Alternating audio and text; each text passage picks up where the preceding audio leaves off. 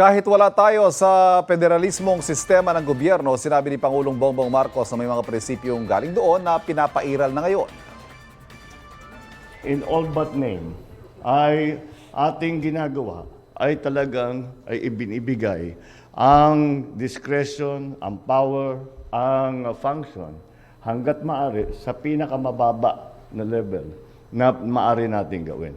So, we are doing the first step of the federation. Naniniwala ang Pangulo na sa ganitong paraan, mas mapapabilis na ang pamamahala dahil hindi na kailangan dumaan sa kanya ang lahat ng mga desisyon. Wala naman daw pinagugulong na proseso ang administrasyon para palitan ang sistema ng gobyerno. Dati na rin sinabi ng Pangulo na hindi kasama sa kanyang prioridad ang pag-amyenda sa saligang batas. Ang federalismo, isa sa mga isinulong noong administrasyon ni dating Pangulong Rodrigo Duterte, pero hindi ito umusad. Mga kapuso, para laging una sa mga balita, bisitahin at mag-subscribe sa GMA Integrated News sa YouTube. Sa mga kapuso abroad, samahan niyo kami sa GMA Pinoy TV at sa www.gmanews.tv.